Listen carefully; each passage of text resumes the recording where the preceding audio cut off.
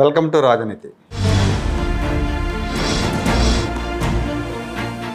గత వారం జరిగిన విధాన మండలి సమావేశాలు మనం పరిశీలిస్తే విధాన మండలిలో ప్రతిపక్ష నాయకుడు బొత్స సత్యనారాయణ గారు అధికార పార్టీని కూటమి ప్రభుత్వాన్ని ఇబ్బంది పెడుతున్నారా, లేకపోతే వైసీపీ హయాంలో జరిగిన తప్పుల్ని మరోసారి చర్చకు పెడుతున్నారా అర్థం కావట్లా. పదే పదే సెల్ఫ్ గోల్స్ వేసుకుంటూ వైసీపీని డిఫెన్స్లో పడేస్తున్నారు. ఈయన గత వారంలో జరిగిన సమావేశాల్లో వైసీపీ ఇబ్బంది పడే అనేక అంశాలను ప్రస్తావించాడు. వాటిని ప్రస్తావించిన తర్వాత మంత్రులు చేస్తున్న ఎదురుదాడిని తట్టుకోలేక పలాయనం చిత్తగిస్తున్నారు, సభ నుంచి వాకౌట్ చేస్తున్నారు.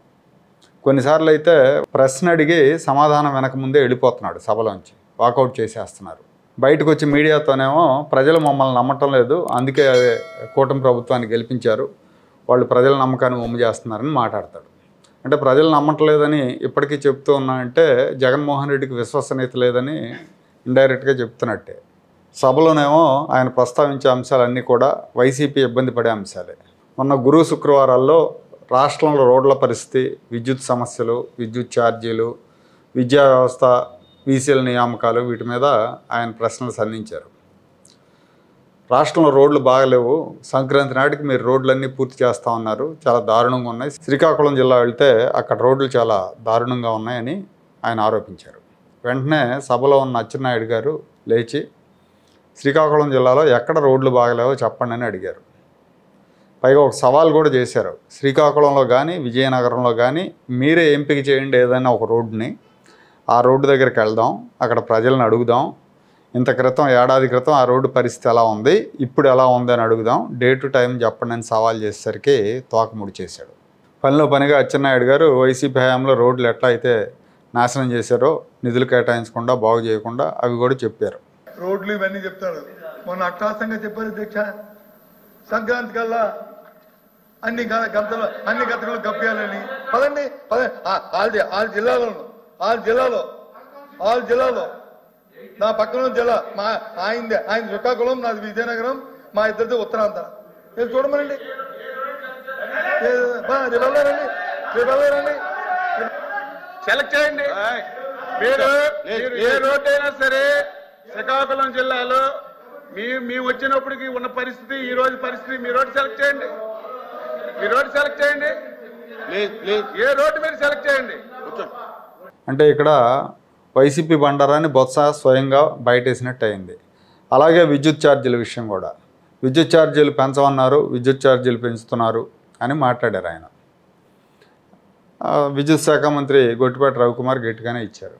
మీ నిర్వాహకం మూలంగానే విద్యుత్ ఛార్జీలు పెరిగాయి, జగన్మోహన్ రెడ్డి అడ్డగోలుగా పీపీఎల్ రద్దు చేసుకొని బయట నుంచి అత్యధిక ధరలకు విద్యుత్ కొంటే వాటికి సంబంధించిన ట్రూ అప్ ఛార్జీలు ఇప్పుడు వసూలు చేయాలని ఏపీఆర్సీ చైర్మన్, గతంలో చైర్మన్గా ఉన్న నాగార్జున రెడ్డి అని ఆయన ఆదేశాలు ఇవ్వటం మూలంగా ఇప్పుడు రేట్లు పెరిగినాయి. యాక్చువల్గా అవి జగన్ హయాం నుంచి వసూలు చేయాల్సిన రేట్లు, కానీ నాగార్జున రెడ్డి అన్యాపదేశంగా జగన్మోహన్ రెడ్డికి మేలు చేసి దిగిపోయేటప్పుడు తెలుగుదేశం అధికారంలోకి వచ్చిన తర్వాత వసూలు చేయమన్నాడు. ఇప్పుడు కొనుగోలు చేస్తున్న విద్యుత్కి మేము ట్రూ-అప్ ఛార్జీలు వేయట్లేదు, ప్రభుత్వమే ఆ భారాన్ని భరిస్తుందని చెప్పేసరికి నోరు మూసుకున్నారు. ఫ్యూయల్ ఛార్జెస్ నేను చెప్పింది అదే, ఫ్యూయల్ ఛార్జెస్ ఇందా చెప్పాను, 10,000 కోట్లు షార్ట్ టర్మ్ పర్చేజెస్ ద్వారా విపరీతంగా పవర్ షట్ డౌన్ చేసి, మనకు ఉత్పత్తి అయ్యే సోలార్ విండ్ని షట్ డౌన్ చేసి కక్షపూరితంగా బయట విపరీతంగా పవర్ పర్చేసెస్ చేయడం వల్ల విపరీతంగా ఛార్జీలు చేసి ప్రజల మీద 9 సార్లు భారం వేశారు. మేమైతే కరెంటు ఛార్జీలు పెంచలేదు. వీళ్ళు 2022, 23 పెంచిన ఛార్జెసే, 22, 23, 24 పెంచిన ఛార్జెసే ఇవాళ ప్రజల మీద భారం పడింది. ఇది మేము పెంచింది కాదు, ముమ్మాటికి సభ ద్వారా మీకు తెలియజేస్తానని, ప్రజలకు తెలియజేస్తానని గత అసెంబ్లీలో కూడా చెప్పాను, ఇప్పుడు కూడా చెప్తున్నాను. ఈ ప్రశ్న వేసే అర్హత మీకు లేదు, ఈ ప్రశ్న వేసే అర్హత లేదు. నేను మొన్న కూడా చెప్పాను, మీరు పెంచిన విద్యుత్ ఛార్జీలకి మీరే ధర్నా పిలిపెట్టడం ఇది విచిత్రమైన సంఘటన. ఇక విద్యాశాఖకు సంబంధించి ఉన్నత విద్యాశాఖలో యూనివర్సిటీ వైస్ ఛాన్సలర్లను వైసీపీ హయాంలో నియమించిన వాళ్ళందరినీ చాలా బలవంతంగా బెదిరించి రాజీనామాలు చేయించారని ఆరోపణలు చేశారు. లోకేష్ పాయింట్ టు పాయింట్ సమాధానం చెప్పారు.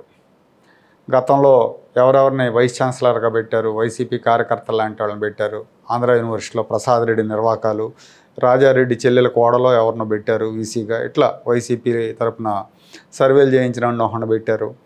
ఇలాంటి వాళ్ళు దొంగలందరినీ వీసీలుగా పెట్టారు. ఎవరిని బలవంతంగా బెదిరించి రాజీనామా చేయలేదు. 17 మందిలో అందరూ స్వచ్ఛందంగానే రాజీనామాలు చేశారు అని రాజీనామా లేఖలు కూడా చూపించారు ఆయన. ఇప్పుడు మేము వీసీలు ట్రాక్ రికార్డు చూసి వాళ్ళ బ్యాక్గ్రౌండ్ బాగుంటేనే మేధావులైన వాళ్ళని, వివిధ రంగాల్లో నిష్ణాతులైన వాళ్ళని తీసుకొచ్చి మేము వీసీలుగా పెట్టామని గట్టిగా రిటార్డ్ ఇచ్చేసరికి అక్కడ కూడా వాయిస్ లేదు. పైగా లోకేష్ అసలు ప్రివిలేజ్ కమిటీకి ఫిర్యాదు చేస్తా అన్నారు తప్పుడు ఆరోపణలు చేసినందుకు. దీంతో బొత్స ఇబ్బందికరమైన పరిస్థితిని ఎదుర్కొన్నాడు.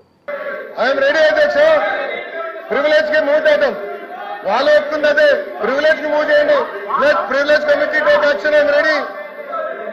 Number discuss. ఐఎమ్ రెడీ అధ్యక్ష. థ్రెటెండ్ అనే పదం ఎక్కడ ఉందో డిస్కషన్ జరగాలి. కూర్చోండి.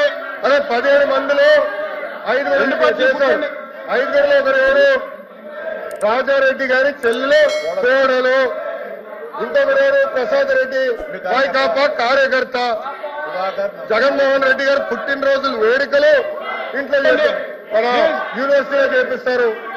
ముఖ్యమంత్రి గారు విశాఖపట్నానికి వస్తే, విశాఖపట్నానికి ముఖ్యమంత్రి గారు వస్తే ఏకంగా పిల్లలు పంపిస్తారు. రిసీవింగ్ ఈయనతో మీద ఘనకార్యం చేసినట్టు సర్వేలు చేశారు. పార్టీల కోసం సర్వేలు చేపిస్తారు. ఏంటి అధ్యక్ష ఇది? ఏంటి అధ్యక్ష ఇది? మంత్రి గారు పదం ఎత్తుందో చెప్పాలి. నిజంగా అయింది ఇబ్బందికరమైన పరిస్థితి, సభలోనే కాదు బయట కూడా. ఎందుకంటే విమర్శలు చేయకపోతే జగన్మోహన్ రెడ్డి ఊరుకోడు. విమర్శలు చేస్తుంటే గత 5 ఏళ్లలో చేసిన బండారాలన్నీ బయటకు వస్తున్నాయి. దీంతో దిక్కుతోచని స్థితిలో బొత్స సత్యనారాయణ గారు ప్రశ్నలు అడుగుతున్నారు, సమాధానం లేకుండా వాకౌట్ చేసేస్తున్నారు.